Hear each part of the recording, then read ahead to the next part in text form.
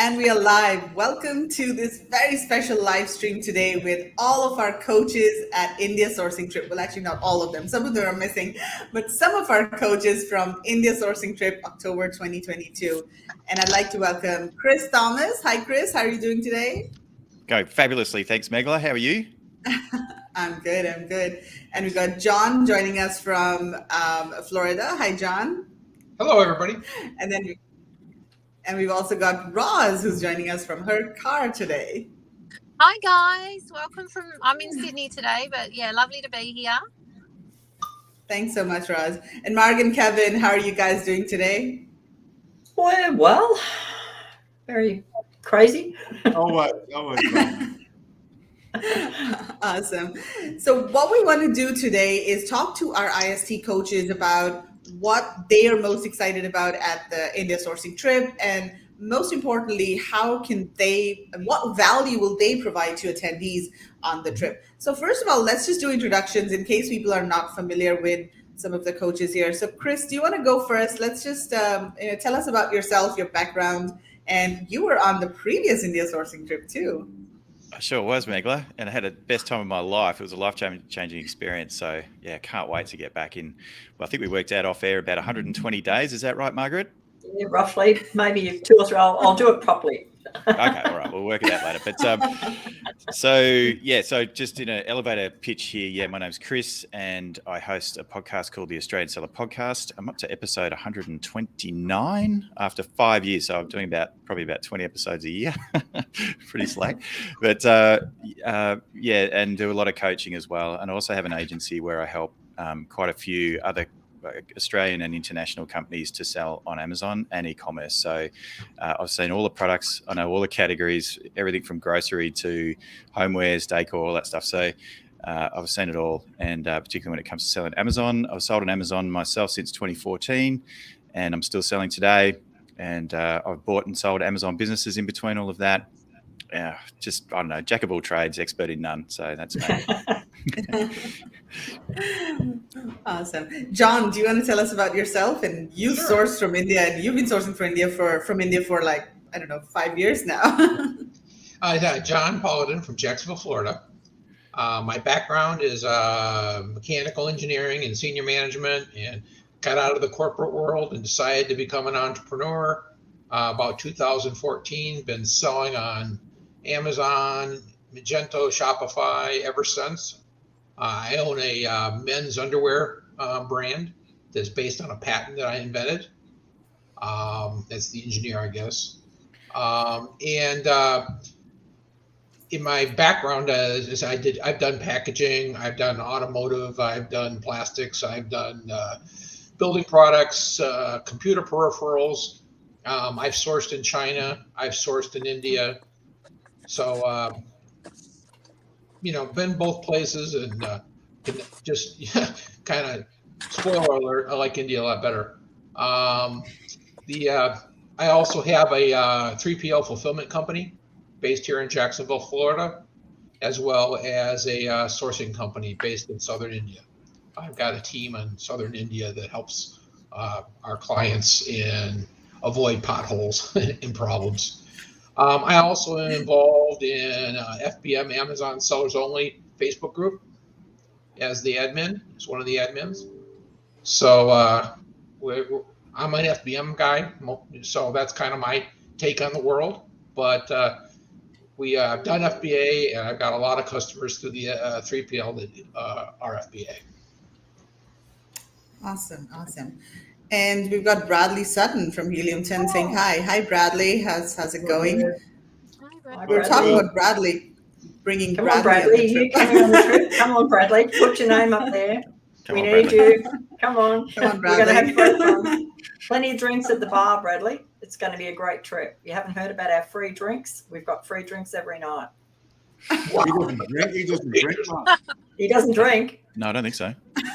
Well, we've got dancing. He likes to dance. That's true. Bollywood? Yeah. Zumba. Him and Tim can have a dance off. Tim Jordan and Bradley Sutton, right? Oh my God. Awesome. Roz, do you want to tell us about yourself? Yeah, hi. Hi, so I'm Roz Cooper. Been currently selling on Amazon now, doing e-commerce for a few years and sourcing from India for a few years now. I was actually on the original trip as well. I guess what I can bring to the trip, my background is I've been in business pretty much all my life. I've had my own businesses since I was very young. I did a bit of a corporate stint in digital marketing and also in finance a few years ago. But yeah, I think, I can bring a lot of business experience to the trip. And also as far as the sourcing part, I'm really looking forward to working with people that are sort of just starting out on their journey and just giving them some ideas of the things I found worked really well and some of the mistakes I made as well along the way, so they can learn from that experience. And just looking forward to going on the trip, meeting a lot more people and all the networking with everyone. Awesome. Bradley saying, I hope Roz pulled over to the side of the road and isn't driving and webinaring. Yeah, she's pulled over. Hi, Chris. Somebody's saying hi, Chris. Okay, Jane is saying hello, everyone. So looking forward to the trip and meeting everyone. Vinita, I'm so excited to be part of this trip. She just signed up this morning. So yeah. Hey.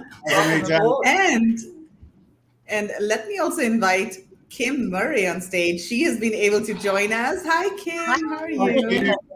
Hi. Yeah. Thank you so much for joining us, Kim. We know you've got an emergency at home, but thanks so much for taking the time out to join us. So, Kim, we were just doing introductions. Do you want to tell us about your background and what exactly you do? Sure. My background is in affiliate marketing, and I've been doing that since about 2010, I think. And from there, I started the first influencer network. It was back in 2014, where it was made up of tech bloggers. And then, of course, social media came on. So I decided to start a social media, an influencer network, and beauty, fashion, and mommy bloggers. And I did that. I launched over 4,000 different influencer campaigns, and I've managed over 65 affiliate programs. But, all these models have evolved over the years. So what I'm looking forward to, with this is because it's really a cross-channel strategy is what affiliate marketing is. And when you're working with companies of any size, whether it's starting out as a seller or, a mature brand, they all have to use all the same channels, which is social media, influencer marketing, Amazon, those types of channels. So, of course, everyone knows, Margaret, Megala, and Kevin, you guys know that I'm filled with ideas. So I'm looking forward to sharing and looking at what people are thinking and then helping them form their story and their ideas. And that's basically my background. Right. So Mark, do you want to go ahead and start with the first? Yes, certainly. Well, I'll start. I might start from the top and go down this one, and we can move it around a bit. Chris, what are you most looking forward to about this trip? It's got to be the sourcing, and it has to be catching up with old friends such as yourself, Margaret, and of course Megla. I haven't seen for a few years now with the plague getting in the way, and catching up with Tim and obviously Roz as well and Kevin. So it's catching up with friends, but it's also probably most importantly helping the attendees there with the experience that I have around all the mistakes that I've made, to Roz's point earlier, and also to try and make sure that people don't stumble into, I guess, making mistakes that are really easy to fall into. You can get a bit carried away when you're at a sourcing fair. Really looking forward to helping people validate their product ideas, both financially and also competitively on Amazon. That's a big mistake that a lot of people make, not accounting for all the numbers, and that's a favourite of yours, Margaret. The food, obviously the trade fair itself, and of course the Taj Mahal. I do love it there. That was one of the highlights of my entire life, and it's something I'll never forget. And I know it's going to be just as good going back the second time, so can't wait. So they're the main things. Okay, John, over to you. Same question. Well, probably mostly is looking forward to meeting and working with a lot of really cool entrepreneurs, both people that have experience and people that are just kind of getting their feet wet. We do a lot of mentoring as part of our FBM company, and we really enjoy that. So that'd be number one. Number two is kind of really getting more exposure to Northern India culture. I've been to India many times. I'm actually heading there in a couple weeks again. but we spend most of our time in southern India. So I really haven't had the northern India experience, and it's going to be fun. My wife is actually coming with us. So introducing her to India for the first time is going to be, I'm really looking forward to. And then the Delhi trade show. I've heard a lot about it. I have not been personally. Home decor is a little bit outside of our, specialty in terms of the market, but certainly something I'm looking forward to learning more about. Great.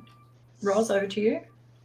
Did you hear the question, Roz? You mightn't have been. Yes, I You did. did? Yeah, no, so I'm looking forward to so many things. Probably, look, I'm having a real love affair with India now after I went over a few years ago. Like, it's so chaotic and crowded, but I just love it. So I really can't wait to get back to India, have some great Indian feeds, meet some really more neutral people, and work with everyone to find some products, and also myself actually, because I'm looking to find a couple of new products. So yeah, so I'm looking forward to all those aspects, I guess. Okay. And Kim, what are you most looking forward to? Well, I'm always looking for new products. Really? That's surprising, Kim. I'm looking forward to meeting with some of the manufacturers that I've been working with that India Sourcing Network has introduced me to. I've been taking a cooking masterclass in Indian food, so I've mastered 2 dishes so far. So I'm looking forward to the food, and I'm definitely looking forward to meeting all the other coaches and the entrepreneurs, because there's always something to learn. So I'm looking forward to that. Kim, I just have to say the food is amazing there. Like where what Megla organised last time, like it was just so much food and every kind of food you could imagine. Like we got to try absolutely everything. So you're gonna love it. Yay! It'll be better this year because Megla's actually met the chefs and sat down and had them cook for her and sample the food. So it's going to even be better, Roz, this time because she's on the spot. She's telling them exactly what they've got to do. That's fantastic. To be able to put something like this together is really amazing. I was just going to say too, John, at the Delhi Fair, there's a lot of fabric. There are a lot of fabric vendors there. I know Megla and I actually spent a bit of time at one of the stands that was there where they were using recycled plastic bottles to create fabrics. And so there's a lot of that recycling that's going on as well. So there might be an angle in there, or there might be something in there for you and your brand. I don't know, but yeah, just. Well, that's actually appropriate too, because that's kind of where we're going as a company. We're decoupling the fabric side and the cut and sew side. All right. So Cool, we're going to yeah. be sourcing independently, and I am actually, we need to kind of move that direction. Great. Yeah. Okay, Kevin, do you want to go for the next question? Yeah, sure. So what can attendees expect to learn from you? And we'll go in the same circle if you like. Chris, would you like to start? God, I was breaking the ice here, aren't I? So, yes. Next to Mark, I'm sorry. Good on you, mate. But was I facing the right way then when I did that? Yes, you were. Okay, good. Because you've got to kind of do it in reverse, and it's a bit weird. G'day, John. And so, how you going down there? But what can they learn from me? Well, look, several things. One is the SEO side of it. So actually my background was an SEO. I used to run a search engine optimization agency, and I did a lot of Google advertising, a lot of analytics, a lot of that sort of boring stuff. And so I've become really good, I think, at ranking on Amazon for keywords. And so the launching side of it and using Amazon sponsored advertising, the PPC, together with, good product optimization and listing optimization and SEO and keyword research using Helium 10, Zonguru, all those tools, to get your product and your listing absolutely poised for a launch, and then getting it ranked for the main keywords that are important for your product. That's pretty much one of the only ways you're going to get found on Amazon. The other thing that I've been experimenting with over the last few years is going into hyper seasonal products. And one of the things that we looked at a couple of years ago were things like Christmas tree skirts. And so when you go to the New Delhi Fair, there are literally thousands of different designs of Christmas tree skirts. These are skirts that catch pine needles and they live underneath a Christmas tree. And they're very, very popular in the US. It's a huge category. I think for this trip, though, given that it's happening in October, it's probably a little bit too close to Christmas in order to try and get that up. But it is something that you can look at doing for next year.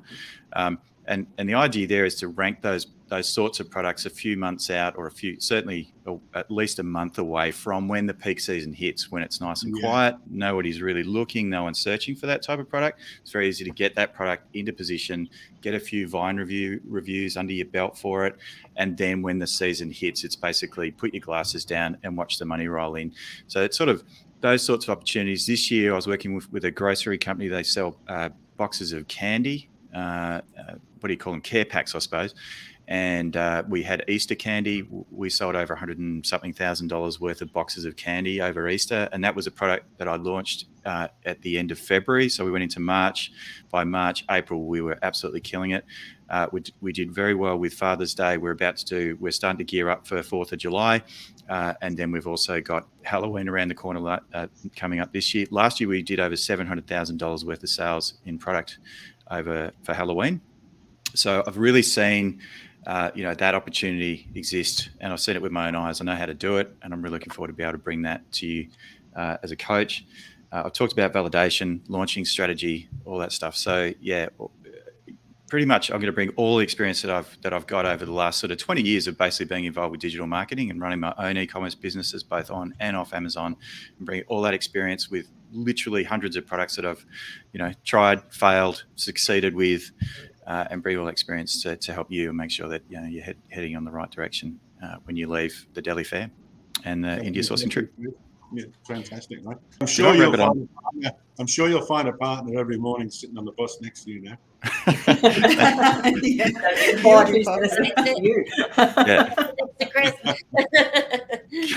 Sorry, thanks, Kim. Good. I hope that wasn't too. Did I rabbit on too long there? Do you want me to cut it? No, that's no. That was wonderful. I don't know. I'll just gush. I'm a bit of a gusher. Get excited. John, would you like to answer the same question, mate? John. Oh, I'm sorry. Sure. I guess probably mostly sourcing for success. There's a process you have to go through. You've got to, define your expectations and make sure you've got the right company and make sure you've vetted them, just so you don't make an expensive mistake.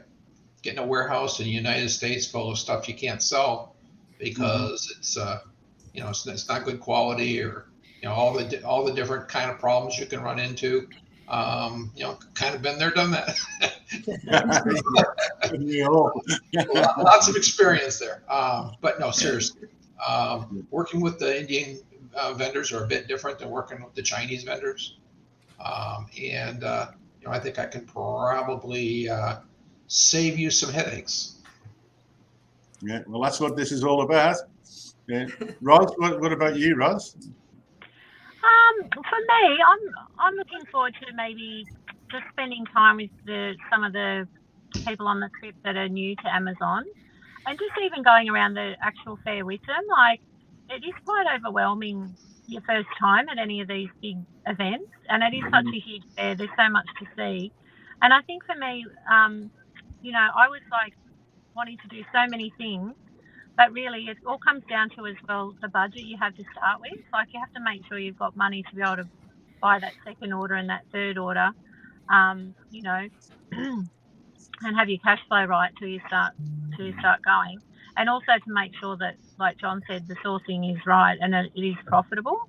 So I think for me, it'd be just really spending time with people and going around the fair and sort of doing that analysis, either at the fair or back, in the hotel of an evening, and just making sure they're on the right track, because you can waste a lot of time if you pick the wrong product, I guess. Yeah, and some people, Roz, they like to sort of hold, like in the beginning, sort of, a little bit of hand holding and just sort of reassure and, Yeah, you're right. Like, I know when I went a few years ago, the first day I walked around, I was just like so overwhelmed with everything that was there. And the second day, I think halfway through the day, I was starting to get a bit of an idea, and I actually ran into Chris, and it was around lunchtime, and I said to him, do you mind if I just hang out with you for the afternoon? Because I said, I don't think I know what I'm doing. Like, you lose a bit of confidence, Remember, Chris? And I do. and I was like, no. And so we went around and just talking to suppliers, learning the questions you should be asking, what you need to know, putting those ideas in your head. Oh, okay, well, I like this, but maybe I could do that with it, and having a chat. And, there's so many options. But, yeah, it's just nice to have that reassurance from someone who's already done it before and, get that bit of confidence. Yeah, I was amazed last time that some people that came and they were relatively sort of raw, and how quickly they sort of got into it. Sort of like by the third day, like I was sort of walking into places and they'd be there and I'd sort of stand back and never, like really sort of, wow, these are the same people that arrived here on the first day. That's true. There was that. I was going to say too, Roz, that one of the great things about sourcing particularly from the Daily Fair is just the really low MOQs. So you can kind of go in and say, look, can I just get 50 of this? Would it be possible to do that? And you can almost do lots of little bets on lots of different product ideas without breaking the bank, not having to invest, particularly with China. I'm sure John could talk to this about, you go to China, it's like MOQs like 3,000 units or a container full of something. In India, they're really happy generally, not always, but generally happy to do a small test order for you of a few units so that you can kind of come away from the India sourcing trip with lots of different product ideas that you can all launch, and whichever one sticks, maybe they all go well, perhaps just one or two, but really try out some ideas there without having to invest everything in one big hit. One item. One item. One of the first questions we asked now, Chris, when we vet a factory, do you know what an MOV is? Minimum order value. And Mark Megler and myself straight away, because if they have $5,000 to $8,000 minimum order value, you can have like 6 SKUs up and running. You know what I mean? Instead of just having one product or 2 products. I mean, if 2 fail out of 6, you know what I mean? It doesn't really matter, does it? But, no, it doesn't. 6 up and going. Yeah, that's a really good point, Kev. I mean, if you've got an MOV, $8,000, and you've got a factory and they're doing lots of different things, just get in there and just go, I want one of everything, or 10 of everything. Yeah, absolutely. And the more and more people or factories that we've vet lately, we've said to them, an MOV, and they say, yeah, we do, But you can see a lot of times when we do the Viz show, they'll have, as they're scanning around their showroom, they'll have sort of categories of stuff. I mean, quite often, so there's a niche just in those sort of them bowls that are there. There might be 6 or 7 products. So if you could get them all and they all sort of look sort of similar, you're up and running. Well, let's say we started with our supplier when we went and found him, and I just said, what can I order? Because I was used to China and thinking 3,000 of all of these, because I was in love with everything in the store. Of course, I was doing a Kim. I wanted one of everything.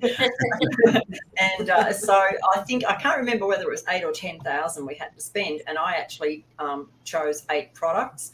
And funnily enough, some don't perform as well as others, but they perform at different times of the year. And then I've actually added one more SKU because they found it, or they designed another great product and sent it to me and said, do you want to do this? And we grabbed it. But I find because I'm doing one supplier, I can, if something's not selling as well, I might only need another 200 because it doesn't sell as much, and I'm going to run out before another order. So I can just do little bits and pieces of some of the products and, just do big orders. Then I might be shipping still, 30 or 40 cubic feet. But it all, it might be only, some of them might only be just really small orders. But if I was doing all different things from all different suppliers all around, it would be it cost me a lot of money, because you just don't want to be shipping 50 or 100 pieces of anything, because it's just not viable. So I found that that's worked so well for us, because I would have given up on a lot of those products had I been at, 8 different suppliers, or trying to get them all to finish it at the one time. I suppose you could do it, but it'd take a lot of patience, I think, to try and coordinate that together. So, back to the question, Kim, you're next. What can attendees expect to learn from you? Well, I would love to hear each of their stories and then help them carve out something that's unique for them to be able to promote on social media and then create their own network of influencers. So I believe that every brand, I don't care how big or small, that you should have a core 15 influencers every month posting about you. And then you create kind of a mini program. So I'd help them design that.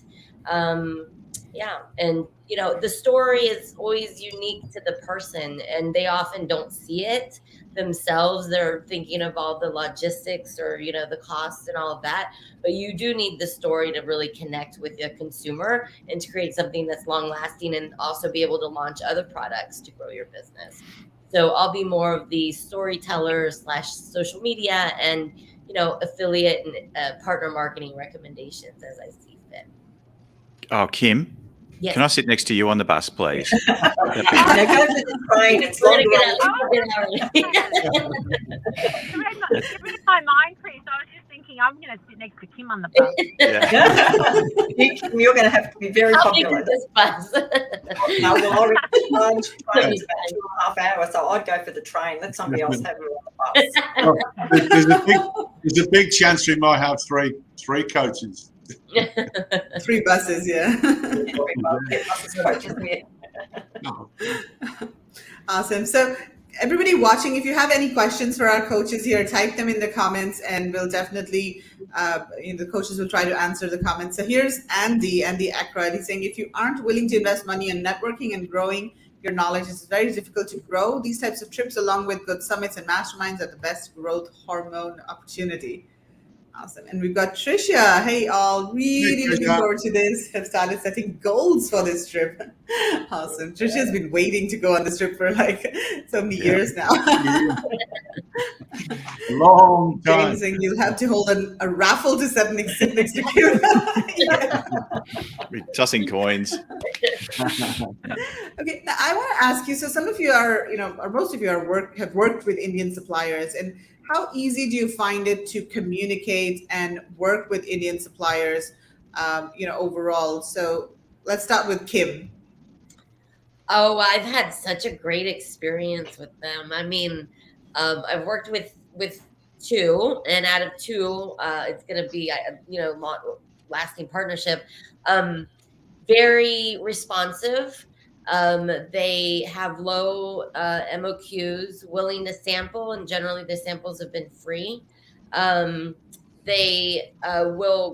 They are eager to make you happy, and they listen to all your designs. And then if I don't, I came in not knowing anything. So I was like, I want something like in this general area. And they came up with some pretty genius ideas. So I would say that, probably I've just had such good, and their pricing is amazing. I mean, I have nothing else other than really good things to say, and then you have Margaret, Kevin, Megala on your team, and they're a free resource who've made the introduction. And if I even breathe like, oh, hey, for some reason I haven't heard from blah, blah, like all of a sudden I'll get a call from them. They're like, hey, Kim. It's been a really great experience, and they've been just willing to work with you and very easy to communicate. And if there is a misunderstanding, then, just to kind of break it down in very simple ways as to why it's important. But I can tell that like having this respect with them, like to build the relationship, one of them really likes to know how you're doing. And it's, if you don't ask how he's doing, don't think, it's something that he's used to. It's a way of being kind, I think. So, just understand those little nuances and things like that. And then you realize that you're in a lifelong good relationship, and they care about providing quality and good customer service. And they want you to be successful, obviously, because they want to provide business to you for a long time. Mm. Right. Yeah. Relationships are just so important in India. Roz, what about you? You've been sourcing for a couple of years now. Do you find it easy to work with suppliers and communicate with them? Yeah, so the suppliers that I am working with, I do find very easy to communicate with. I did have a couple at the start that I met at the fair that didn't work out so well. But when I look back, I really didn't spend a lot of time with them either. It was like a quick thing of, oh yeah, this might be good, and I'll contact them when I get home. But the ones that actually went and spent the time with at the fair and did actually, start that relationship, have a really good conversation with them, not just about products, but let them know about yourself, your family, ask them about their family, find out where they are in life, take them a coffee. I took one supplier a coffee and we sat and had a chat for half an hour.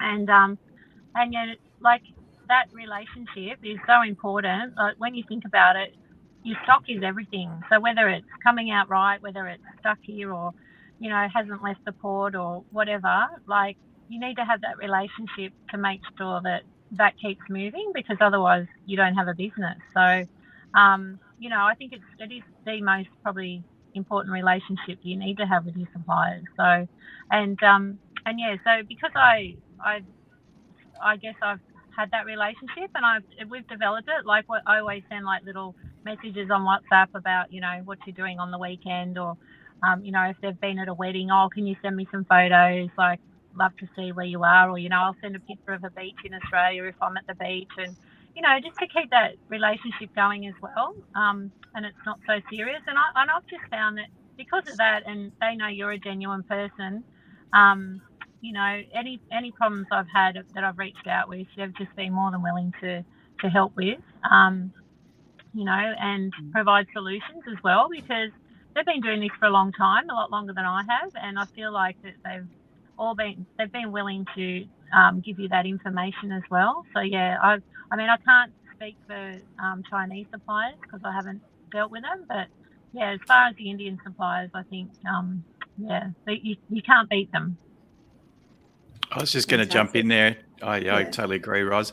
I think so. I mean, obviously, the English is, the national language of India, so it's very easy for us English-speaking folk to communicate with suppliers. Perhaps a lot more so, I think, and John might answer this or have a point about this, but it does seem to be a lot easier to communicate in India versus, say, going to the Canton Fair. There's a lot of translators at the Canton Fair. There's that.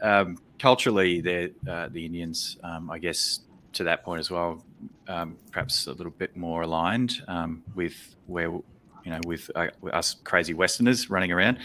And the other thing I was going to say too is that we have sourcing agents that are going to be working alongside us and helping us on this trip. So when it comes to negotiation and that sort of side of, sourcing from India, whether it's at the trade show or factory or whatever, we've got that experience that'll also be on the trip to help us.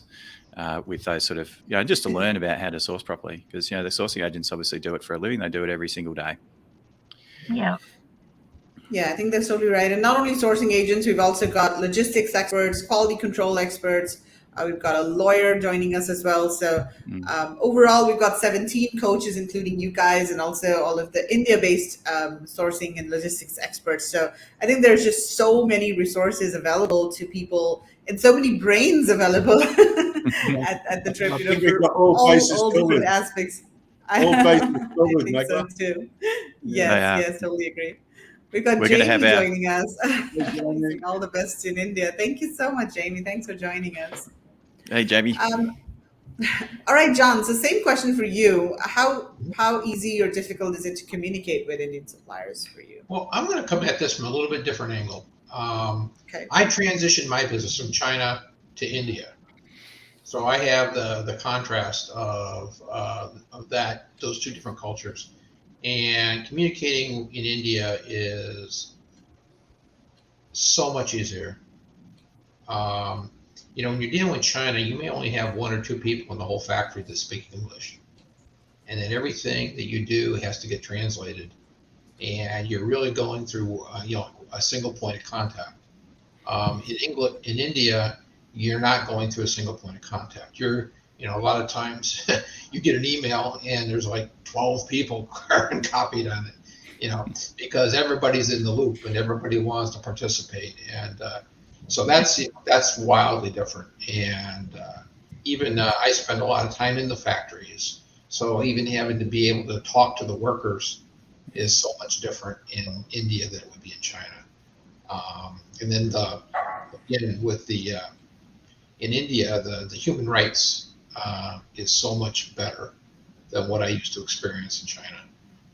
It got to be a point in China where I didn't really feel comfortable continuing to source there just because of the ugliness I saw in terms of human rights and environmental. India is still a third world country, but compared to what I was seeing in China, it was just a breath of fresh air, and that's pun intended. It's we're communicating with the Indian companies is really not a problem at all. Time zone maybe a little bit, but that's when you're working on the other side of the world, it's going to happen. Right. Thanks a lot for that, John. And Chris, I mean, you've answered the question as well. So, and you've tried to sell on Amazon India as well, right? Yeah, that's right. So my brother and I have a seller account there. We got all that set up, and then we sent some products in via DHL, which have now been lost in customs somewhere. So there's a lot more. Yeah, it didn't go well. We sent 3 boxes of some computer keyboard stands that we wholesale out of the US, and we sell them in Europe and we sell them in Australia, and we thought, we'll have a go in India because there's a lot of people in India that use computers, and so we got all that set up. And then we just thought, it's just the same as sending a box using DHL to send a box of items to FBA. Like in Europe or in America, you just send it there, just create a shipping plan, and it goes. Nah, not in India. No, it gets caught up in customs, and there's duties and paperwork, and we just went, it's just too hard. So we will do it again, but we just we got burnt the first time. Apparently, there's a bit of a process that you need to follow when it comes to India. It's not the same. Did you, yes, that's true. Yeah, did you actually set up with a partner to actually help you with all that stuff? We did actually. We used Payoneer has a service which helps you to create that. Basically to get an Amazon seller account. So Payoneer and Amazon India have sort of joined forces a little bit, and Payoneer are helping Western external sellers to set up a presence on Amazon India. So that's all been done. It was just this we just went around the outside of what we were supposed to do. I'm trying to cut it. Look, I've got a tip for you: is that shortcuts always end up being the long way round, and that's another lesson that I tend to keep learning. So. Follow the process. All right, so let's move on. Mark, do you want to go to the next question, and then we'll just quickly, just I don't know, maybe I'll just throw this out, and who wants to answer it and to save a bit of time? Are Indian suppliers easy to negotiate with? Maybe John, because you've done a lot of negotiating with India. Well, when you're negotiating, I guess you got to look at it in terms of more generic negotiation. And you got the supplier side and you have the customer side. And there's going to be a balance of power there. So if you're looking to source 50 pieces and you're asking for the world, they're probably going to go tell you to take a hike. If you're Walmart and you swing a big stick, people are going to bend over backwards for you. And then you're going to have everybody else is going to be somewhere in between. Mm-hmm. So I guess you got to be reasonable in terms of your expectations in negotiation relative to what you're bringing to the party in terms of business value. And I find that if you're reasonable, they'll be reasonable. Okay. Yep. Anyone else want to chip in there with anything? Any comments?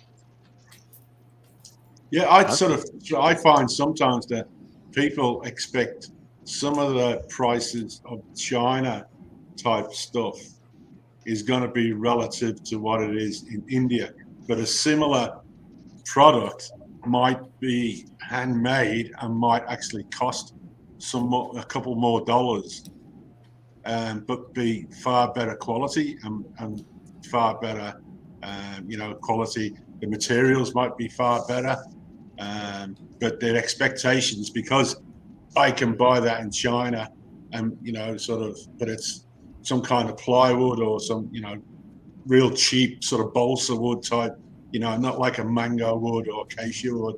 And people expect that, I want that for $5, but, I can see, you can see, it's easy to see that there's a bigger value in that. Yeah. We come across that quite a bit, Margaret, don't we? Yeah, and I think too, people say to me, I always go to a supplier and say, I want to have this, And if you can't do it for $10, so I'll do my research on Amazon and go, this is my sweet spot. This is all I can afford to pay for it, with every other cost to make my decent, because I have a set profit that I want to have. And so instead of them making the product and, doing me a sample, I'll go, can you make this for about $10? And if they come back and say, oh, look, it'd be around 14, I just go, don't even waste your time. I can't do it, walk away from that, move to the next one. But some people say to me, oh, I don't want to tell them because then they'll just charge me that price and I'll be stuck. But I think India is a little bit different. I mean, they want to get the business. So if you say it's 10 and they might come in at 9, I mean, that's a bonus. But if they come in at 12, what do you want? Something that's paper thin? Because everyone can make, as we know in China, you ask for it to be cheaper and they just take a bit of the plastic out or whatever. It's just a bit thinner. And I think in India, you get what you pay for.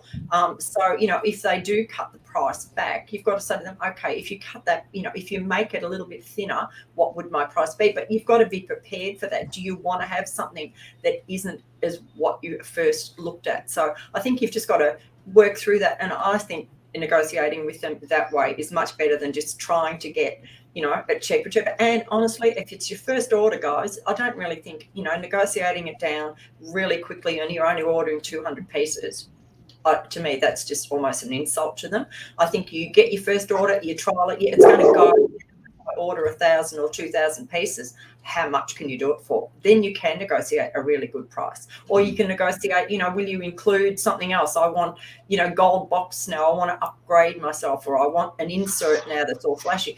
Add things like that. But I don't think, you should expect that. If you're just doing 200 or 300 pieces with someone, I mean, there's not, by the time they do the margin, it's FOB, they ship it to the port, there's, where's their margin left? They need a decent order to make a margin too. Like it's a win-win for everyone eventually, I think you've got to be careful. So we've got Jamie saying, try Z.co. They'll get you into every marketplace, shipping, customs, listings, compliance, etc. Interesting. We should talk to them, Mark and Kevin, see if they can help us with Amazon India, because Amazon India is very tricky. I think all of the others are easier to enter, but Amazon India is just, and especially because you need to have a company or a partnership with somebody in order to import over here. Awesome. So we're kind of running out of time over here. So I just, as a last question, I want to ask each of you, what advice do you have for somebody who is either signed up for the trip or who is thinking of coming on the trip? And Chris, will go with you first. Oh, look, if you signed up, it's too late. We're going to wrap our arms around you and make sure that that you are well looked after and you can have the trip of your life. If you're teetering on the edge or you're thinking about coming on the trip, this is something that you can't miss. Like, there is no experience like India. I don't know if, even if you've never been to India before, or if you have been to India before, it is just such a culturally amazing place to visit. This trip has got everything catered for. All you need to do is get off the plane with a suitcase, and after that, I can guarantee that Megla is going to look after you, and we're all going to look after you. So please come with us and enjoy, a week of not only doing business together, networking, learning, and experiencing the culture that is India. It's an amazing place. And we've also added this time, Chris, that the extra trip to Moradabad, which is the 3-day, and we've got heaps of factories that we've sort of been dealing with in the past, but we're also introducing new ones. But sort of small, medium, and large, and sort of very large. Cool. Some of them are really big sort of players, huge, that can scale quickly. I've got a huge variety of products, and we're sort of really excited about, because it not only will be doing the factory trip, it's a real culture event, an adventure in Indian culture. A, to travel to Moradabad, B, to actually see Moradabad, and to stay there, and because it is a completely different cultural experience than Delhi, for sure. So so we're really looking forward to that experience. So John, same question for you. What advice do you have to somebody who's thinking about going on the trip? Well, for those that are already coming, I would say watch out for the free drinks. I would say the people that are thinking about coming, this is going to be an acceleration. I mean, to be able to have the access to the resources, the access to the market, the access to the culture. I mean, kind of taking away all the excuses. I mean, you really are going to have anything you're going to need if you're really serious about doing this.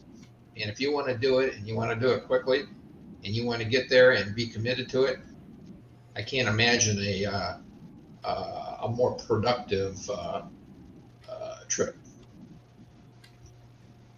Yeah, awesome. Roz, what about you?